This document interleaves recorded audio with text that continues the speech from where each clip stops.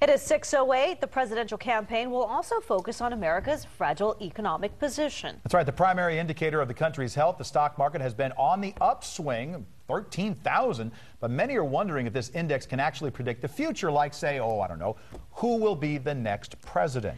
Well, joining us this morning is our financial consultant, Andy Barkate, to try and shed a little bit of light on all of this. I see you brought the crystal ball, also known as your iPad. My iPad, yes. All That's the information's in there, magically just comes out. So tell me truthfully, they've talked about this. People have alluded to this. Right. Is the stock market an accurate harbinger of who will be our next president? Actually, it really pretty much is. Even if you go back all the way to George Washington. Okay. That was the stock market back then, too. Mm-hmm.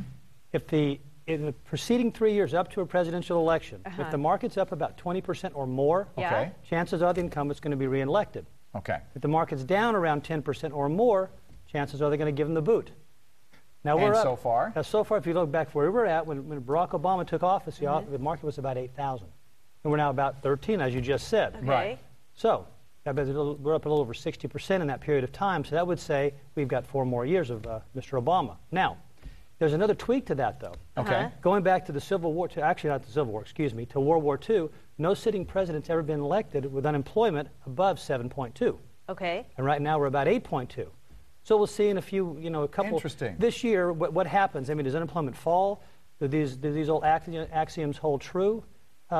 There's also some glaring times when that doesn't hold true. Like? Well, most recently, George H.W. Bush, the first George Bush, Okay. when he lost to Bill Clinton. The preceding 3 years up to that reelection, or his reelection campaign, the market was up a little over 50%. And we all know he lost. Right. So there's been some glaring times when this old axiom doesn't hold true either. But it does make for interesting times, doesn't it?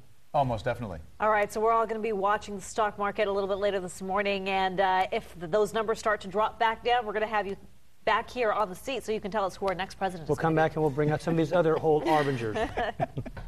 All right, very good. Andy, thanks for coming in this morning. Thank you. Appreciate it.